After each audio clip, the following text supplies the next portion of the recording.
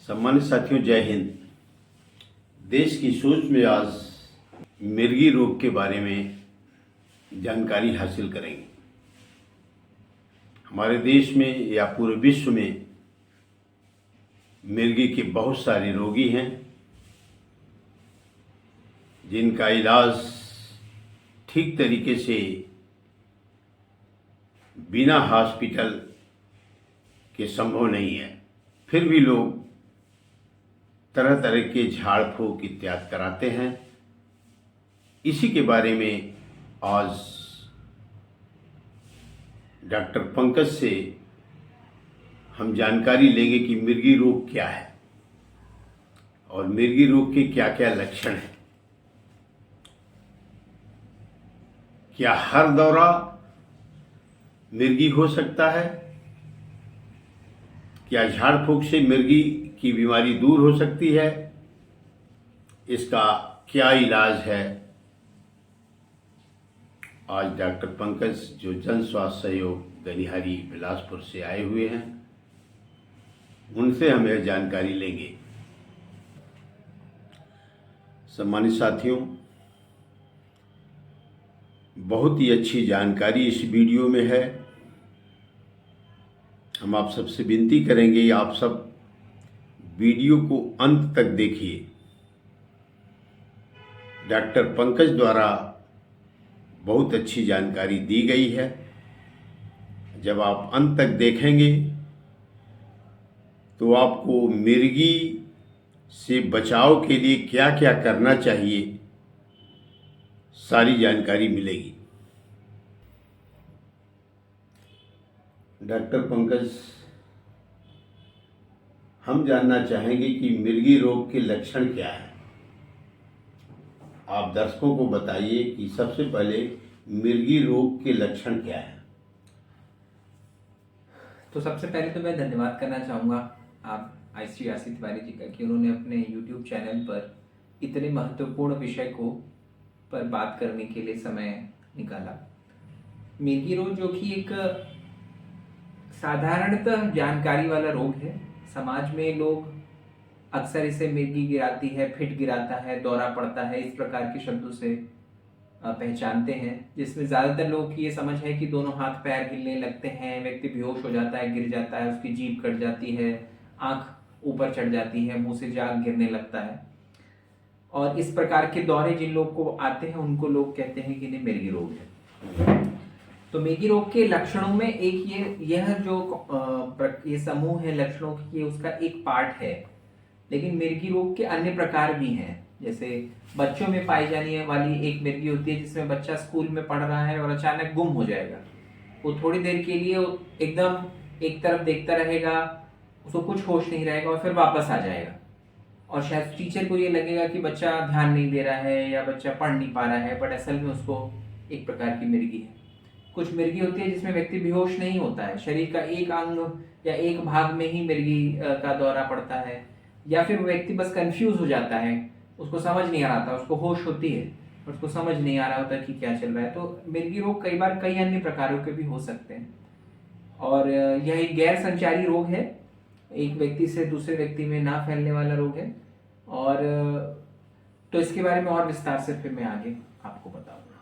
दर्शकों को बताइए डॉक्टर साहब कि हर दौरा जो दौरा पड़ता है किसी को भी, क्या हर दौरा मिर्गी हो सकती है या नहीं? तो जिसे हम जनरली दौरा कहते हैं, जनरल भाषा में, कि हाथ पैर, दोनों हाथ दोनों पैर हिलना, जीभ कट जाना, आंखें चढ़ जाना, जनरली तो हर दौरा मिर्गी होगा ऐसा आवश्यक नहीं है। दौरा जो है साधारणतः हम मिर्गी रोग तब बोलते हैं जब व्यक्ति को 2 या 2 से अधिक दौरे पड़ गए होते हैं और उसका कोई कारण नहीं समझ में आ रहा होता है। जैसे इसको ये समझिए कि अगर कोई अस्पताल में भर्ती है जिसका शुगर बहुत कम हो गया है, शुगर की बीमारी आजकल बड़ी कॉमन है, लोगों को डायबिटीज, और कई बार दवा खाए हैं और फिर उसके बाद भोजन नहीं किए, इसकी वजह से भी शुगर कम हो जाता है, इन्फेक्शन की वजह से भी, और उसकी वजह से व्यक्ति को दौरा आ जाता है। तो उस केस में उसे मिर्गी का दौरा नहीं कहा जाएगा, उसे ये कहा जाएगा कि उस व्यक्ति को ये बीमारी थी, उस बीमारी के कारण वो दौरा आया, फिर वो ठीक हो गया तो उसको अब दौरा नहीं रहेगा। तो हर एक दौरा मिर्गी नहीं है, पहली बात। जब 2 या 2 से अधिक दौरे आ जाते हैं जिनमें कोई कारण ना हो उसका, तब हम साधारणतः उसे मिर्गी रोग का दौरा कहते हैं। अन्यथा कई बार ऐसा होता है कि कारण बहुत पहले होते हैं, जैसे किसी को कोई एक्सीडेंट हो गया जिससे सर पे बहुत गहरी चोट आई और उसे 1 साल के बाद से मिर्गी के दौरे शुरू हुए, तो ऐसे में ये माना जाएगा कि क्योंकि वो जो एक्सीडेंट हुआ था उससे तो व्यक्ति ठीक हो गया, लेकिन उसके बाद में मिर्गी के दौरे आ रहे हैं तो फिर मिर्गी रोग नहीं माना जाता है। अन्यथा किसी को एक्सीडेंट हुआ उसके 1 हफ्ते के दौरान जब वो अस्पताल में भर्ती है उस समय उसे दौरा आता है तो उसको मिर्गी रोग नहीं कहा जाता। तो ये समझना, इसलिए ये डॉक्टरों के लिए जानना इसलिए आवश्यक है क्योंकि मिर्गी रोग का इलाज अलग है और किसी समस्या की वजह से होने वाला है दौरा जिसको हम बोले, मिर्गी का दौरा भी कहना बहुत उचित नहीं, दौरे का इलाज अलग है, दोनों का इलाज अलग अलग है। तो डॉक्टर साहब ये बताइए कि अमूमन देखने में आता है कि पेशेंट जो है, रोगी जो है, गिर जाता है, नाक रगड़ने लगता है, ऐंठने लगता है और 1 से 2 मिनट में ठीक हो जाता है। तो मिर्गी का दौरा क्या ज़्यादा देर तक रहता है या कुछ समय तक रहता है? तो ज्यादातर मिर्गी के दौरे जो है वो 30 सेकंड से 2 मिनट के ड्यूरेशन में ही रहते हैं। अगर कोई व्यक्ति बता रहा है कि वो आधा घंटे तक रह रहा है या 1 घंटे तक, तो वो मोस्टली मिर्गी का दौरा नहीं। लेकिन ये होता है कि मिर्गी के दौरे के बाद तुरंत व्यक्ति एकदम पुराने जैसे मानसिक अवस्था में नहीं आ पाता, उसे थोड़ा सा समय लगता है, थोड़े समय वो व्यक्ति सुस्त रह सकता है, थोड़ा सा कंफ्यूज रह सकता है, लेकिन दौरे की स्थिति से वो बाहर आ जाता है। तो ये भी समझना आवश्यक है। अमूमन देखने में आता है कि लोग बाग जैसे ही दौरा आता है चप्पल ले जाते हैं, जूता सूंघाते हैं, चप्पल सूंघाते हैं, उससे उसका दौरा ठीक हो जाता है। आपके कहने का मतलब कि वो 30 सेकंड से 2 मिनट के बीच में इस मिर्गी का दौरा ठीक हो जाता है, तो इसका मतलब चप्पल का कोई विशेष प्रभाव नहीं है सूंघाने का? तो मिर्गी रोग के साथ बहुत सारी भ्रांतियां जुड़ी हैं, जिनमें से एक ये भ्रांति है कि अगर मिर्गी का दौरा पड़े तो उसको चप्पल सुंघाइए और इस प्रकार की जो बातें हैं। साथ में मिर्गी रोग का इलाज में भी भ्रांतियां हैं कि मिर्गी रोग है तो फिर जो है झाड़ फूक। हाँ, बहुत सारे, डॉक्टर साहब आपकी बात 1 मिनट काट रहा हूँ, बहुत सारे मिर्गी रोग को लोग केले का पत्ते में लौंग खिलाते हैं, कोई कुछ खिलाता है, लोग कहते हैं कि ये ठीक हो जाएगा, बहुत सारे झाड़ फूक करके ठीक हो जाते हैं। तो क्या ये सब सत्य है या ये सब एक तरीके से समझ लीजिए कि ऐसे ही फैल रहा है, अफवाह फैल रहा है? नहीं, ये भ्रांतियां हैं और ये भ्रांतियां कोई आज की नहीं है, ये अफवाहें अभी की नहीं है, ये कई 100 साल पहले की हैं। और इसको इस तरह भी हमें समझना चाहिए कि जब लोगों के पास किसी बीमारी के बारे में जानकारियां नहीं थी, इलाज के ऑप्शंस नहीं थे, तो उनको जो लगता था वो करते थे, उससे मन को शांति तो हो ही जाती थी, इलाज हो या ना हो। लेकिन अब धीरे धीरे जब मेडिकल साइंस आगे बढ़ा, हमें बीमारियों के बारे में समझ बनी, तब हम उनका सही इलाज अब कर पा रहे हैं। लेकिन वो जो भ्रांतियां हैं वो तो जाते जाते जाएंगी, जैसे जैसे उसके इलाज के बारे में लोगों को पता चलेगा, उन्हें वो इलाज मिल पाएगा, तब लोगों का विश्वास बनेगा। अगर किसी गांव में किसी मिर्गी रोगी का आज तक इलाज ही नहीं हुआ तो उस गांव के लोग तो भ्रांति ही मानेंगे ना। वहां पे कम से कम किसी एक रोगी का अगर अच्छे से इलाज गोली दवाई से हो तो लोगों को लगेगा कि हाँ सही बात है कि ये तो गोली दवाई वाली बीमारी। तो इसलिए सिर्फ ये समझना कि भाई लोग जो भ्रांतियां मान रहे हैं वो गलत है, ऐसा भी नहीं मानना चाहिए। लेकिन ये सब भ्रांतियां हैं, इसको समझ लेना चाहिए कि जूता सुंघाना या फिर झाड़ फूक करवाना, इससे मिर्गी रोग का इलाज नहीं होता। मिर्गी रोग का इलाज के बारे में मैं आगे बताऊंगा। डॉक्टर साहब, आपके हॉस्पिटल में जन स्वास्थ्य सहयोग गनिहारी में या उससे सहयोगी हॉस्पिटल अनूपपुर इत्यादि में बहुत सारे मिर्गी के पेशेंट हैं जो ठीक भी हो रहे हैं, ऐसा सुनने में आया। तो इसका मतलब है कि आप सबको मिर्गी के बारे में जानकारी अच्छी होगी। तो मैं जानना चाहूँगा कि क्या इलाज है मिर्गी का? दर्शकों को बताइए कि मिर्गी का क्या इलाज है और किस तरीके से इलाज करें जिससे उनको राहत मिल सके। तो जैसा आपने बताया है कि मिर्गी का जो एक समाज के स्तर पर जितना रिसर्च है उसमें जो पाया गया है कि लगभग 0.5% से 1% लोगों में मिर्गी का रोग पाया जाता है। मतलब 100 लोगों में आधा लोग या 1 लोग। तो अगर मैं बोलूं कि 10 लाख की जनसंख्या है तो 10 लाख की जनसंख्या में लगभग 5,000 लोगों को मिर्गी रोग होगा। तो आप ये समझ सकते हैं कि रोगियों की संख्या बहुत छोटी नहीं है, ये काफी बड़ी संख्या है। बस ये मैं जानकारी के लिए बता रहा हूँ। और हमारे क्षेत्र में भी वो संख्या है और बाकी क्षेत्रों में भी। ज्यादातर ये रोगी पता नहीं चल पाते, उन्हें अच्छा इलाज नहीं मिल पाता, इसलिए वो जीवन उनका वैसे ही चलता रहता है और कई बार बहुत ही दुर्दशा में चलता है। कई मिर्गी रोगी फिर मानसिक रोगी हो जाते हैं। मिर्गी रोग जो है वो एक नर्वस सिस्टम का रोग है, तंत्रिका तंत्र का रोग है, वो मनोरोग नहीं है। दोनों अलग अलग है, ये भी समझना जरूरी है। मतलब चिंता का रोग, डिप्रेशन का रोग, ये मनोरोग में आता है, या फिर साइकोसिस। लेकिन मिर्गी रोग जो है, मिर्गी रोगी मिर्गी के दौरे के दौरान बस परेशान होता है, उसके बाद वो व्यक्ति एकदम नॉर्मल रहता है। वो व्यक्ति अपने बाकी सारे काम बाकी लोगों की तरह ही करता है, उससे समस्या नहीं होती। तो इसका इलाज जो है वो मेडिकल साइंस के पास है और दवाओं से के माध्यम से किया जा सकता है। और अच्छी बात क्या है कि मिर्गी रोग के लिए जो दवाएं हैं, काफी कारगर दवाएं उपलब्ध हैं, लेकिन मिर्गी रोग की दवाओं को नियमित लेना बहुत आवश्यक होता है। एक भी दिन अगर मिर्गी रोग की दवा छूटी तो फिर मिर्गी का दौरा पड़ सकता है, और उससे लोगों को ये लग सकता है कि दवा काम नहीं कर रही, कि एक दिन हमने दवा नहीं खाई फिर हमें दौरा पड़ गया फिर दवा काम, लेकिन उसमें दवा की गलती नहीं है। इसको समझना जरूरी है कि इस दवा को छोड़ा नहीं जा सकता। और यूजुअली ट्रीटमेंट का ड्यूरेशन लंबा होता है, कई बार मरीज को जिंदगी भर ये दवा लेनी पड़ती है।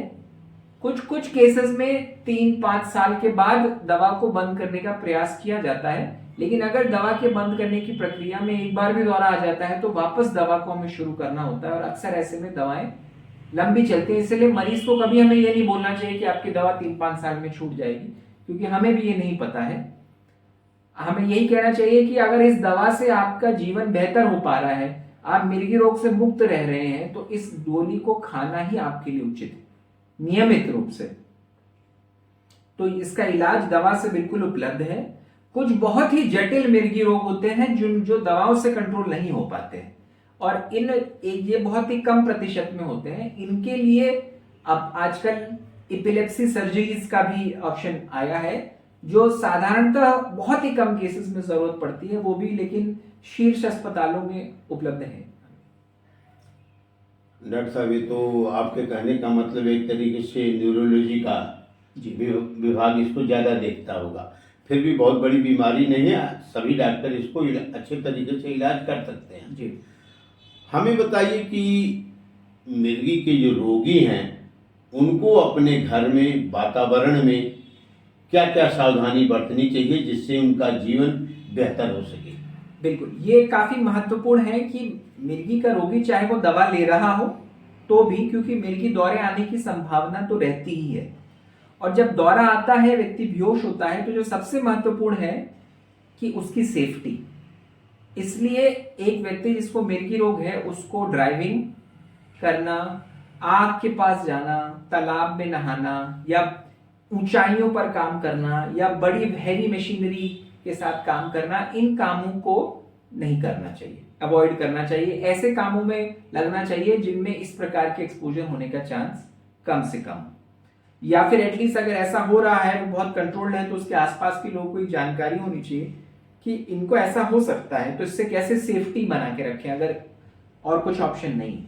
आपके कहने का मतलब अगर मिर्गी का कोई रोगी है तो स्विमिंग करने के लिए न जाए, अगर जाए तो किसी के सुपरविजन में जाए और कम गहरे पानी में जाए, किसी ऊंचाई पर पेड़ पर न चढ़े, या किसी आग के नज़दीक ज़्यादा न बैठे ताकि दौरा आ जाए उसी में उसको खतरा हो जाए, या कोई आरा की मशीन हुई या हैवी मशीनरी हुई या चारा काटने वाला हुआ या हल जोतने वाला हुआ, हल को लेके जोत रहा है बैल के पीछे, ये सब काम न करें। बिल्कुल, इस टाइप का काम अवॉइड करें। उसके घर वालों को भी ये चीज देखना जरूरी है। बिल्कुल बिल्कुल। अब अंतिम क्वेश्चन आपके साथ है, बहुत जरूरी है कि एक परिवार जिसके घर में कोई मिर्गी का रोगी है और करते करते कभी मिर्गी का रोगी मनोरोगी भी क्या बन सकता है, नंबर 1 बात। नंबर 2 बात कि परिवार वाले क्या सपोर्ट करें कि वो मनोरोगी न बन सके? तो किसी भी बीमारी में, और मिर्गी रोग उससे बहुत अलग नहीं है, क्रॉनिक बीमारी में अगर व्यक्ति को इलाज नहीं मिलता, उस इलाज न मिलने की वजह से उसकी जिंदगी की क्वालिटी एकदम खराब हो जाए। अगर कोई ऐसा मरीज है जिसे हर रोज दौरे पड़ रहे हैं, दौरों की वजह से वो ना तो काम पे जा पाता है, ना पढ़ाई कर पाता है, ना कुछ कर पाता है, घर में बैठा हुआ है, तो ऐसे में उसका मनोचिकित्सा मनोरोग खराब होना बहुत लाजमी है किसी के लिए। तो मनोरोगी ना बने इसके लिए महत्वपूर्ण है कि उसका इलाज हम करवाएं। तो हमें एज अ परिवारजन सबसे पहले ये समझना है कि इसका इलाज संभव है। तो इलाज कराने के लिए हमारे नजदीक में जो भी ठीक ठाक अस्पताल है, जहां मेडिसिन के डॉक्टर हैं, और अगर मेडिसिन के डॉक्टर नहीं समझ रहे हैं तो जैसा आपने कहा कि न्यूरोलॉजिस्ट हैं, उनको जा करके दिखाएं, दिखा करके दवाएं, और दवाओं को लेकिन एकदम नियमित लें। ऐसा नहीं कि एक बार दिखा लिया, अब दवा ले ली, 1 महीना ली, फिर हमने बंद कर दी, सोचा कि, जबकि डॉक्टर ज्यादातर ये बताते हैं कि आपको इसको नियमित लेना पड़ेगा। इसमें एक चुनौती आती है कि अगर दवाएं, हमारे यहाँ पे दवाएं जब लिखी जाती हैं तो कई बार वो बहुत महंगी लिख दी जाती हैं, या कई बार उनमें बहुत सब्स्टिट्यूट लिख दिए जाते हैं जो बहुत महंगे होते हैं, तो व्यक्ति उसको 1 महीने बाद अफोर्ड नहीं कर पाता।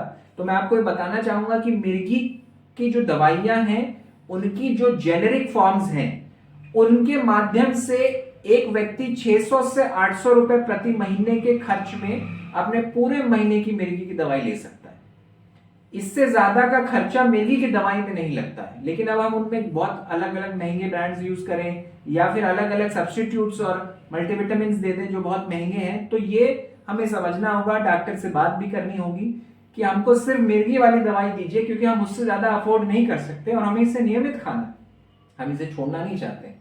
हाँ डॉक्टर साहब, बहुत बढ़िया आपने बताया। कहने का मतलब कि 1000 तक की दवाओं से भी मिर्गी के रोगी प्रति महीना खर्च करके ठीक हो सकते हैं। बिल्कुल बिल्कुल। तो आम लोगों को या गरीब लोगों को इतना घबराने की जरूरत नहीं है कि हमारा 10,000 लगेगा, 20,000 लगेगा, 50,000 लगेगा। आप कम दवा में भी नियमित दवा करा करके ठीक हो सकते हैं और सुखमय जीवन बिता सकते हैं। आज देश की सोच में डॉक्टर पंकज, आपने बहुत अपना कीमती समय दिया। आपको बहुत बहुत धन्यवाद, बहुत बहुत साधुवाद, और हम आशा करेंगे आप देश की सेवा के लिए अपना समय कुछ न कुछ जनता के लिए जरूर दिया करेंगे। बहुत धन्यवाद। जय हिंद। जय हिंद। सम्मानित साथियों, आज देश की सोच में मिर्गी रोग के बारे में डिटेल जानकारी डॉक्टर पंकज के द्वारा दी गई। हमें आशा है आप सभी को यह जानकारी बहुत ही पसंद आई होगी। हमें मिर्गी रोग के पेशेंट के लिए, मिर्गी रोगियों के लिए या उनके परिवारजनों के लिए एक विशेष निवेदन करना है। वह निवेदन है, आप उन्हें नियमित दवाई खिलाएं। अगर आप साधारण नागरिक हैं, आप धनाढ्य नहीं हैं, आप गरीब हैं, तो डॉक्टर साहब ने बोला कि 1000 तक की दवा पर महीने खाने से भी रोगी आजीवन स्वस्थ रह सकता है। और ये जरूरी नहीं है कि आप महंगे डॉक्टर को बताइए, दिखाइए।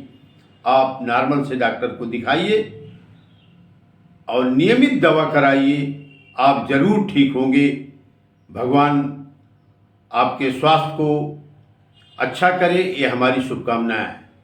इन्हीं शब्दों के साथ मैं आईसी तिवारी आज इस विषय से विदा लेता हूँ।